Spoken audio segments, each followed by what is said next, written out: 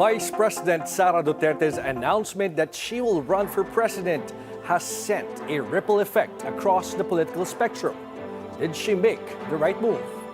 Good morning, I'm Gerg Cahiles sitting in for attorney Karen Jimeno, and this is At the Forefront.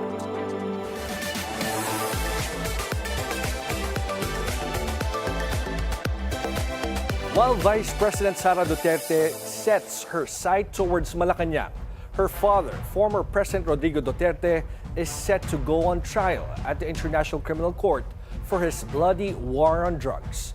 Meanwhile, the opposition has yet to choose its strongest bet who can face off against the Vice President. To tackle these issues, we'll be speaking with political scientist Dr. Antonio Contreras. Good morning, Professor. Good morning, George. Well, sir, you are very open about this. You once supported former President Rodrigo Duterte and you had a change of heart eventually. Sa tingin nyo ba o sa pagkakakilala nyo ba sa mga Duterte, yung leadership style ba nila still resonate with voters today? And can it carry Sara Duterte through 2028? Alam mo, marami ng pangyayaring nagbago na since 2022 when Duterte, the father, became president. There's so many things that happened. 2016. 2016, sir. Yes. Yeah, that's right. So marami nang nagbago sa ngayon. And it's something that we need to look into. Andyan yung flood control corruption, andyan yung anti-dynasty debate, andyan yung mga kaso, yung confidential funds. So marami ng mga, kumbaga sa mga dumi at mga ingay na naglabasan na laban sa brand ng mga Duterte. So, I think iba yung usapin ngayon. Nag-dynamic ang political landscape, George. It's not static. So, the consideration of the Duterte as a relatively provincial name, untainted by anything, coming in with like a chariot, ready to rescue everyone, may no longer be the same now. So iba yung context na ngayon. So I think that's something that needs to be factored in when we do political analysis. We have to make sure that we don't dehistoricize and decontextualize. But Professor, the numbers say otherwise. The Vice President still has the highest trust ratings among the public, especially ang mas nakakagulat dito, yung mga kabataan yung nagbigay sa kanya ng pinakamataas na trust rating. Well, when we speak of numbers, you have to understand that, first of all, surveys are snapshots. But at the same time, the base is 30%. I think that's what he's getting. 30% is not majority. You still have the 70%. I think the reason why this is a plurality. This is the highest in terms of plurality, but 30% is not a big number compared to the 70% who probably don't like her, who would choose someone else who is so tepid or lukewarm towards her. So I think when we project numbers like this, we should not lose sight of the fact that we're looking at 100% total, and 30% is not the majority. No, so when you say highest gives the impression that she is that popular. I don't think so, because there are 70% people who don't like her. All right. Well, anyway, you're talking of a lot of issues, Professor, but let's talk about the impeachment. How do you see VP Sara's presidential bid affecting the pending impeachment complaints in Congress? Well, it's good that you asked that because many people are now saying that many congressmen daw matatakot na. Parang this is an offensive move by the Vice President to at least convince some of the members of the House or not to even impeach her. I don't think that's happening. You have to understand that our politicians in the House, while many of them would be considered opportunist, many of them would be considered pragmatic, they are not that stupid. It's still 2026, Gertz. There are 2 budget cycles still that is going to happen. The deliberations for the 2027 General Appropriations Act and the deliberation for the 2028 General Appropriations Act, which is an election year. So I think they still have their interests in mind. It's too early for them to make a move. Besides, anong ini-expect natin sa mga congressman paglilipat kay Sara? Pupunta sila sa minority. Sinong kasama nila doon sa minority? Remember, Akbayan, Makabayan Black. These are also people who don't like her. So and besides, in order for this the impeachment, in order for the impeachment process to be derailed, you have to have a huge movement of members of the House. And I don't think that's going to happen because right now they're still taking care of their own interests, of their own districts, of their own committee chairmanships, of the budget that they can have influence over. So this is too early. If this is 2027 late, I think Oo. that could probably resonate, but not now. This is too early. So you have to ask, bakit ang aga-aga na nagdeklara ni Sara Duterte? Yan ang tanungin natin. At Exactly. bakit yung Why? Why do you think she declared early? Well, I have to tie it to the issue of why is it that her announcement seems to be so poorly managed. If you're going to announce a run for the presidency, then there has to be a spectacle there. But you, Gerge, and I have witnessed what happened. It's almost like it was hastily done. Walang fanfare. Even the speech was not that electrifying, and the performance is not electrifying. So I thought that it is something that is just a move. For me, I think it's a move to steal away the narrative. They want to become subjects of the sentence rather than objects of a sentence. Because right now, in the coming weeks, we see two events happening. Sara Duterte will be the subject of an impeachment process in the House of Yes. Representatives, the committee. And her father is going to face the ICC for the confirmation of charges. In both instances, sila ay parang helpless. Di ba? They are not in control. So they want to go back in control of the narrative, and that is why he announced her candidacy para maging laman ng news. So I think that's a move that's a move that I think is well, if you are a communications operator, you would recommend it to become again the focus of the news cycle. But Professor, I'm wondering, no, kasi syempre announcing a presidential bid too early is a curse. Nakita na natin yan in the past presidential elections, ano? But can Sara Duterte hurdle this? And interesado din ako, Professor, sa pagkakakilala niyo kay Sara Duterte, sa mga Duterte, ano? Gusto ba niya talaga ito? Gusto ba talaga yung tumakbo? Yes. Well, I don't know. There is that other side saying na, maybe ayaw niyan tumakbo. Ginagawa lang na ritual. Pero sa isang banda naman, marami din kasing gustong ipaglaban ng Duterte family.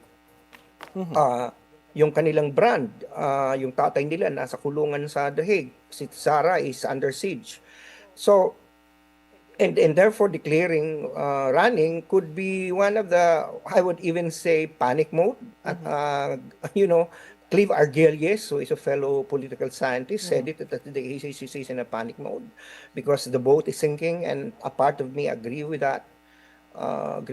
So nakikita ko na pwedeng ito ay pang ingay lang.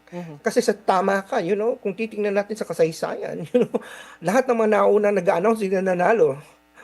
dalawang sumpayan yung wag nauna ka if you are first in announcing, you don't win, and then if you top the surveys early, you don't also win.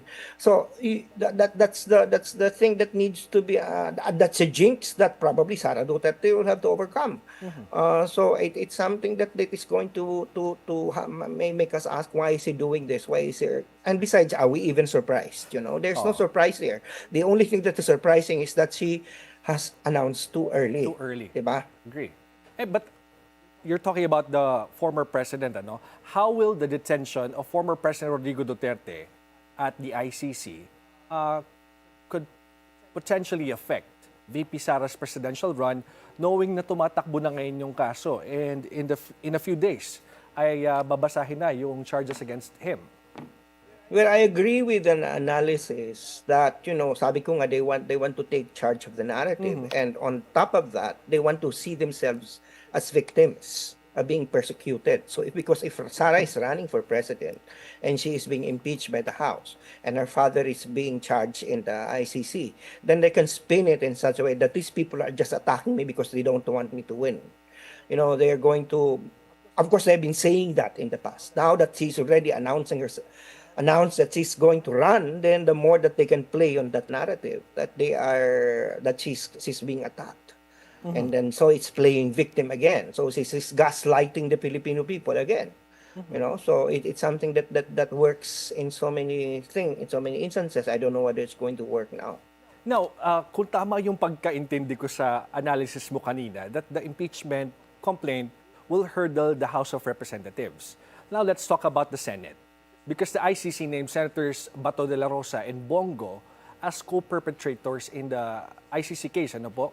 And an impending arrest warrant could happen. So, do you think this will also affect her chances of winning the presidency? And in terms of the impeachment, ano ba yung potential na epekto nito? Well, it's not going to change the number that is required to impeach, to convict her, which is 16. Kahit naman maging 20 yan o 21 is senador o 19, it's still going to be 16. It's very clear. Unless the senators will be expelled by the Senate. Kasi ano yan, senators, total number of senators. So even if you are not not attending, even if you're in jail, if you are not expelled from the Senate, then you're still counted in and it's 16 votes. So it's something that is going to be not. But their presence, yun ang tanong doon. Kung naando sila sa Senado, then they can defend or ask questions that can make the prosecution case collapse. So those are the things that might happen if one or two of the pro-Duterte senators will not be there. But again here, Gerds, I'm thinking of a naughty thought came to my mind recently. What is that, sir? And I think I posted it in social media. Kasi bilang pumasok sa isip ko, ano ba nagti-trigger bigla at nag-announce si Sara Duterte? We expected her to run. But, yun nga, isang teorya ko, yung gustong kunin yung narrative. But the other thing that is also playing in my mind is this, recently you have 4 senators who are not identified with the Dutertes coming up with statements that are somewhat kind to Go and De La Rosa. When Go and De La Rosa were indicted, sunod-sunod sila. Si Risa, si Tito Soto said that, walang ma-arrest sa mga Senate is in session. Sabi ni Bam Aquino, dapat dito i-try. Ideally. Tapos si Ping Lacson, dapat padaanin sa korte. So these are things that if you're going to analyze deeply are very kind and nice and enabling to Go and De La Rosa. And then biglang naggusto ni Sara mag-run. Nung pumasok sa isip ko. Remember, tanda mo, in the past 2 weeks, si Tito Soto at saka si Ping Lacson nagsasabi na baka may 2 senador na lumipat sa majority. Okay. And then I thought, is it really, could it be that it is Go and De La Rosa making signals? Because remember, Sara Duterte is not known to be friendly with Bongo. Okay. Bongo is not friendly with the children of the president. He's the person of the father, but not of the children. And De La Rosa, the moment De La Rosa was put in line for possible arrest, nagtago na nga siya. Nakarinig ka ba ng mga parang personal animated defense from Sara for Bato? Wala. And then when you think these two, the reason why they are in hot seat right now, in trouble, is because of their loyalty to the father. Bongo is in trouble because he was loyal to Rodrigo, and the same with De La Rosa. So parang could it be that Bongo and De La Rosa are feeling that they're being left out, and so they're already making overtures, and therefore Sara, in order to put a stop to it or say, don't do that because if I become president, lagot kayo, is now running. So maybe that's another naughty thought that came to my mind. Yes. Kasi posible, ano yung nag-trigger? Parang may immediate, kasi kung ito ay biglaan halata mong biglaan yung announcement 'Di ba? Walang crowd doon kasi kung talagang plinano yun, di ang daming DDS doon sa audience. Yeah, so aabangan natin kung yan bang iyong prediction ay mangyayari. May tatawid bang 2 senador, Bongo and De La Rosa sa majority? It's well, I don't know, baka mag-stop na yon, 'di ba? Na Albert na. But it's a crazy thought. I know I'm baka more likely mali ako. But who knows? Diba? Yeah, it's your curiosity. But Professor, I'm wondering now if you can give us brief analysis on those in the following names na sinasabing potential running mate ni VP Sara. Pero bago natin ipagpatuloy ito at the forefront, we'll be back after a short break.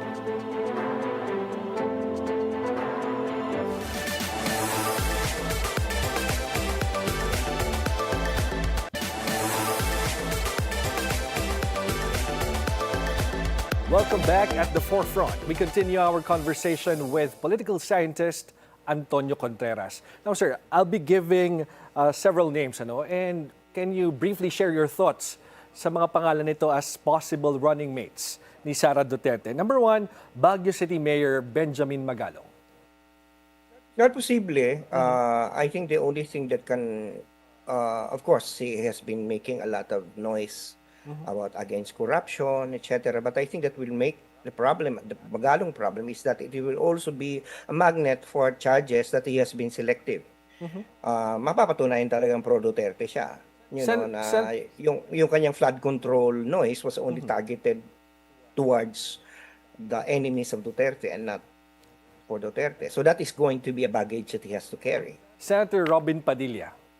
Well, I don't know. There are many things that can happen. Like I said, this is a democracy. Anyone can run. Names could be from the hilarious to the serious. I don't know. This could be one of Senator Amy Marcos. Another thing that I need to look into in terms of the seriousness, she would be a compelling running mate, but you have to understand that she also carries a lot of baggage. She's going to face a lot of headwinds. The Duterte base may not really look kindly into her because after all, she's still a Marcos. Okay. So the Trojan horse, and then of course the Trojan horse label. At the same time, the Ilocanos, I don't know whether they can also ride with her because they would see her as a traitor to the cause. Now, Senator Rodante Marcoleta. He also has a lot of baggage. He's popular among the base. You see, we're talking about people names that are very popular in the base. Their winnability will only be amplified if marami silang kalaban. Pero pag mag-unite ang 70%, wala silang laban kasi magugobian ba sila sa base? Of course, he has the Iglesia ni Cristo to his side. Yeah. Senator Bongo. Well, we know the fact that they don't see eye to eye. Sara and Bongo. So that would be that possibility if they can unite just for the sake of the father. Senator Bam Aquino. I don't think that will happen. All right. Now, if elected president, do you think VP Sara will pivot the Philippines back to China the same way her father did? I don't think it will be easy for her to do it. Many people are. I think what I'm afraid of is that if Sara Duterte becomes president, it's going to be a vengeance, an orgy of vengeance. The governance of vengeance. You can even see it now sa mga supporters niya, mga pinupost ng mga supporters niya. It's about our time will come. Lagot kayo. Iganti mo kami. Yung mga ganong klase ng diskurso. It's going to be the crowd that we're going to face. As to whether they can do it easily, I don't think so. Iba na ngayon, iba na landscape ngayon. Mas maingay na ang tao eh. So the pro-China stance, in fact, that could also be the Achilles heel of Sara Duterte. Kasi if properly harnessed, the anti-China sentiment, a majority of the Filipinos can work against her. Kasi hindi naman natin piniplay up yun, pero a good candidate and a good marketing can play up the pro-China image of Sara and her base. And they can definitely, use it against her. Could VP Sara weaponize the flood control issue against the Marcos administration or the candidate it will endorse? Politics is an addition. If she's going to weaponize it, then she can kiss her ass goodbye in terms of enlarging her base. Because many politicians, many congressmen are also involved. Right? So she could not, you hammer that. At the same time, she's not all coming immaculately clean. Meron din man siyang confidential funds. Meron din siyang mga problema sa kanyang sariling pondo pag paano niya ginastos. Earlier, you were talking about Senator Amy Marcos and her appeal to the Solid North right now. Kasi the strength of the unity team is marrying both North and South. And if, in case Senator Amy Marcos will become her running mate, do you think the Solid North will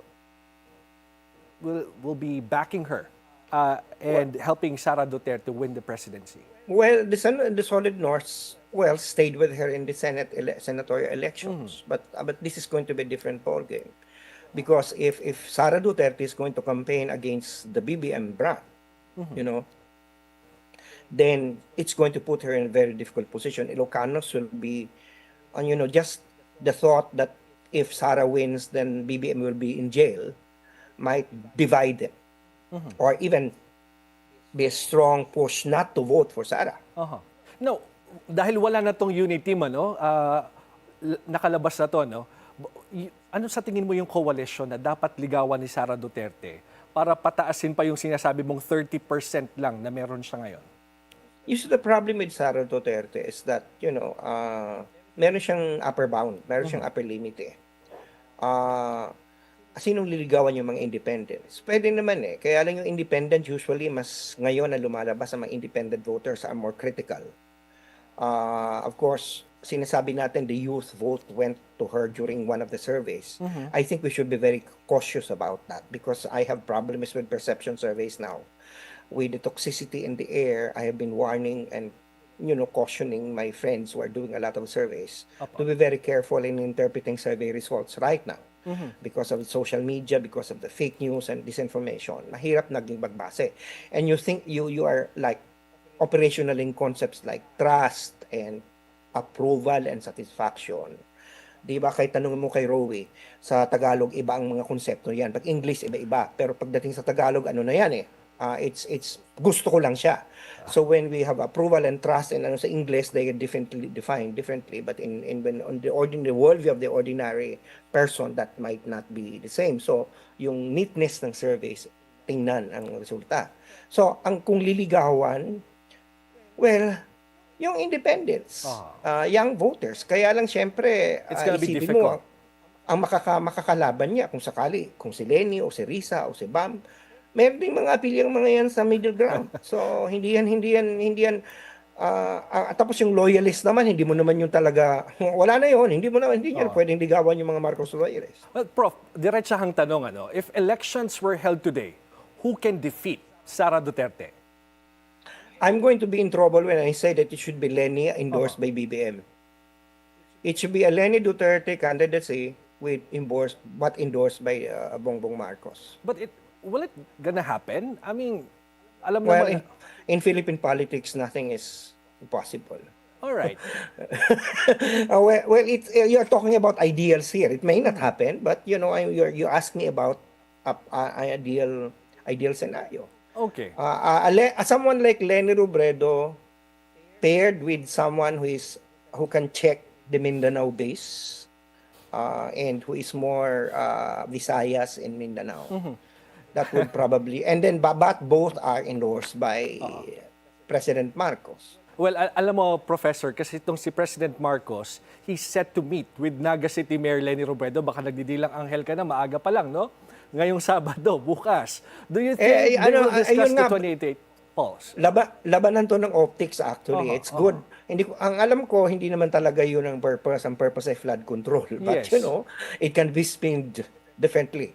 So and it doesn't help na it came like days after Sara announced, right? So it's very easy. It's a fertile ground to speculate and spin. But you mentioned, Professor, that elections are won through machinery and coalition discipline. At this Yes. point, who has the stronger political machinery? Is it VP Sara o yung Marcos camp? I think it's something the Marcos camp to say the Marcos camp parang yung loyalist may mga loyalist na ayaw na si Marcos ay endorso si Lenny, makikita natin yan. But in terms of right now, the administration always an advantage right now. But it's too early to tell because right now it's only 2026. Sabi ko nga sa'yo may dalawang budget May 2 cycle. taon pa, oo. Dalawang budget cycle pa na magdidebate sa GAA, marami pang pwedeng mangyari. At hindi nga natin alam, baka mamaya ma-impeach si Sara Duterte. Hindi na siya pwedeng tumakbo. Hindi ba? Yes. So we don't know. That is something that is always an albatross ready to fall on her head. Always a lot of surprises in Philippine politics. Thank you very much, Professor Antonio Contreras, for joining us this morning. Thank you for having me. The 2028 presidential elections has started to take shape. Several names have been floated as Vice President Sara Duterte's possible running mate. Speculations abound as to who will run against her. Meanwhile, politicians behind the flood control scandal remain scot-free, and China's aggression in the West Philippine Sea continues. We hope the government will stay focused on issues that matter. Be informed, be insightful of the news. I'm Gerg Cahiles. Always stay at the forefront.